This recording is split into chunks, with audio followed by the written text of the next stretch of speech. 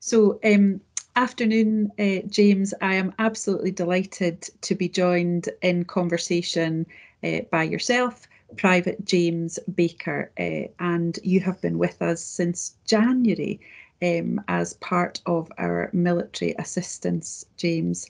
And I wanted to take the opportunity before you leave, which I think is tomorrow, to thank you and your colleagues who have made a massive difference to health and care in Grampian during your deployment here in Operation Iris.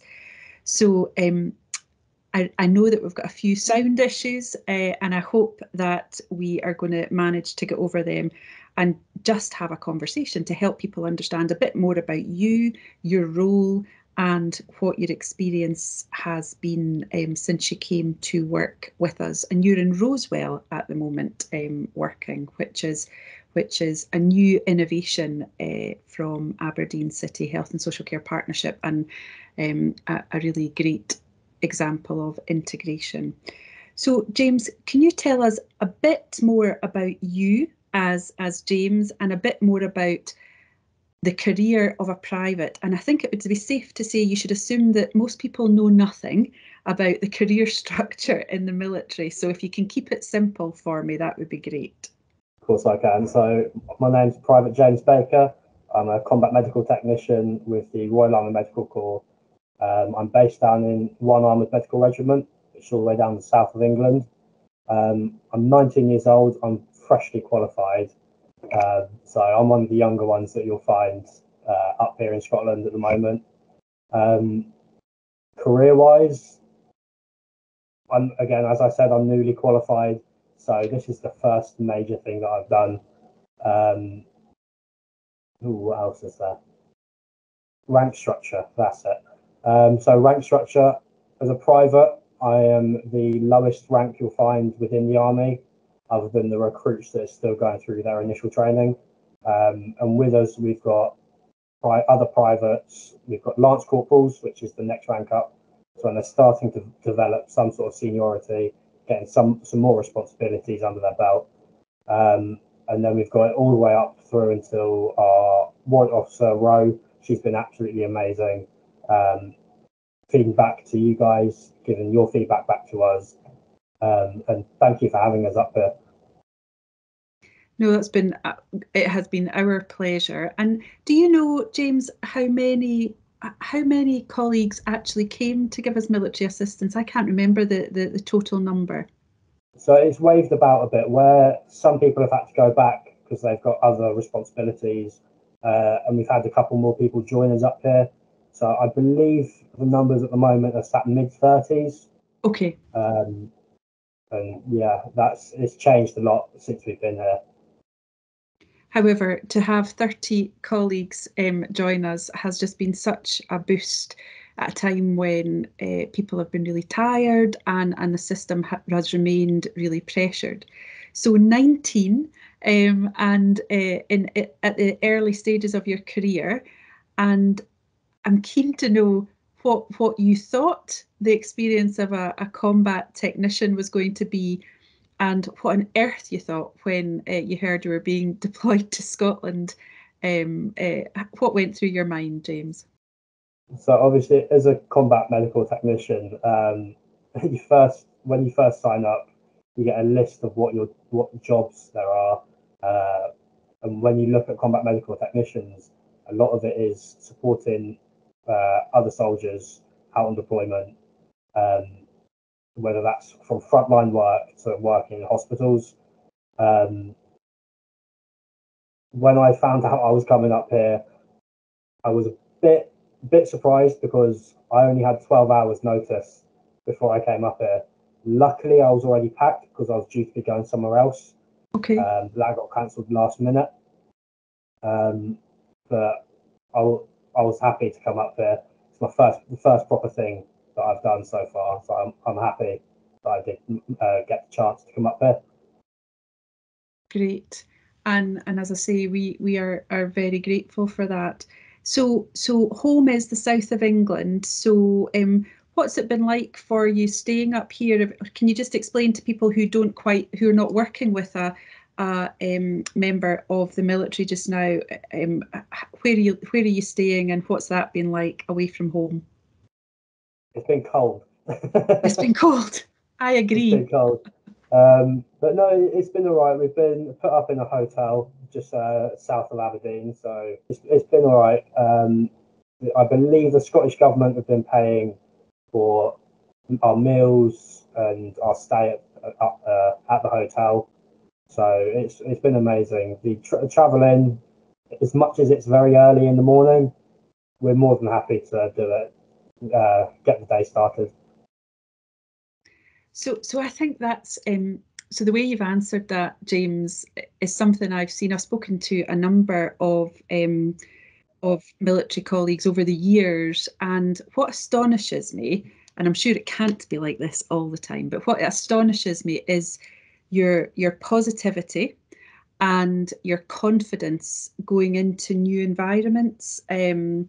And I understand that the more senior you become and experienced in your career, the easier that will get. But if I think of the average 19-year-old young man saying that you're going to go and work in a new environment at the other end of the country, and it being out of your comfort zone, what are some of the things that you do personally to keep that positivity and being so upbeat? And I know from feedback from colleagues in Rosewell, that's not a performance, that's you.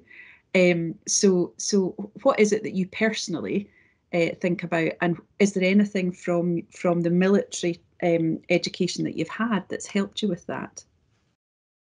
So all the way through our basic training and through all of our careers, we're taught that things do change last minute, and we've just got to get on with it, do the best we can, and perform to the highest standard that we can. What I found makes it easier for me personally is I break the day down into smaller sections, set myself little tasks of what I'm going to do next, just so I'm constantly keeping myself busy. And I find it makes the day go a little bit faster, and it makes it more enjoyable, if that makes sense. Absolutely. And so, since you came to Aberdeen and to Rosewell, one of the things that I'm really focused on as the chief exec is the culture. And for me, culture is about how people interact, and in particular, what makes and doesn't make a good day for people at work. So is there anything that has made it easier for you to find your feet and integrate any I suppose behaviours that you would say, gosh, please keep doing that because it makes it easier? Because although I'm talking to you in the context of your military assistance that you've given us, there's new colleagues come in and out of our environments every day, people who are from agencies and people who are in different training programs. So making people who are not permanent members of the team feel welcome is really important. What's gone well for you since you came here around that the team could be proud of? So straight away, the team have been so welcoming and so friendly. For my first week whilst at Rosewell, because I was still trying to get to grips, I was shadowing different members of staff just so I could see what they were getting up to, what the daily routine was, and it helped massively just seeing what other staff members got up to. Again, as I said, everyone's so friendly here. They're always having a laugh with me and making my day easier. So if I've had a rather rough day, I've always got them to sort of fall on to, and they're always there to sort of make me laugh and help the day progress. Yeah, joy at work is a really, really important thing. Yeah, and I can't begin to imagine just how daunting it must feel to work in a totally new environment and get up to speed so quickly. So from some of your other colleagues and that you've been with on this deployment, have their experiences been similar? Have they been different? What are your conversations when you go home or you go back to your accommodation and switch off? So from what I've heard from my other colleagues, as with me, some days are good, some days are bad. It all just depends. It's nothing to do with the staff. It's all to do with the flow of the day and how it progresses. It's also a very different experience here in Rosewell because all the patients are elderly and they're almost getting ready to go home. Just that last final bit of care. It's very different to say some of my colleagues down at A&E where it's constantly changing. But it's good to share those experiences because it makes you remember them and it makes you learn from them. So say I've done something today that another member of my staff have had no chance to do. I can explain it to them and vice versa. They can explain things that they've done back to me. So yeah, and as I said, even from their perspective, all the staff on their side have been so friendly and so welcoming as well.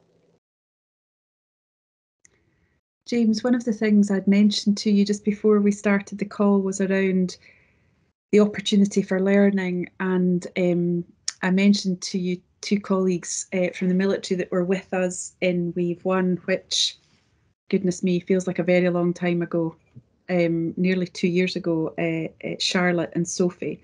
And they, like you, were very upbeat, were very in control and decisive, and they've definitely left a legacy for us, which was around the importance of logistics and just the role that could play in health and care, and clearly in the military you would use that as a tool all the time.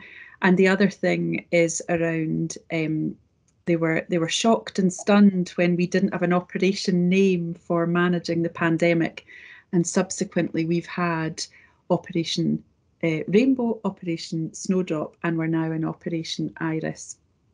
And I think from you, and certainly from feedback that I've had about your colleagues that you're on this deployment with, there's something about the acceptance of change and that the importance of team and positivity. It's tangible when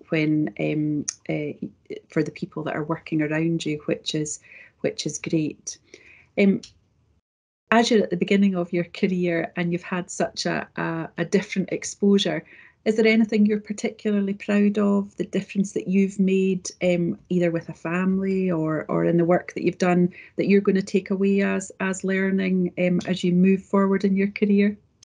So it's so rewarding being at Rosewell, seeing the patients go from not able to go home just yet to getting better, getting back on their feet, and finally going home, which is what they want to do. It's what I've learned is that you've got to take the little things, even if it's just them finally being able to pick up that cup of tea rather than you having to give it to them. Take what you can out of that experience. Don't let it go amiss, even if it's the smallest little things. It can, in the future, it can boost you. It can give you hope that things can get better. James, it's been an absolute pleasure to talk to you. You are an inspiration, genuinely, and an absolute credit to your organisation, and I'm sure to your family. And if I can just again convey my deepest thanks to you and to your colleagues for everything that you have done and faced with us since January, and I wish you all the best in whatever your next venture is. So please pass on my thanks, and thank you so much for taking the time today to have a conversation with me. Thank you for having me.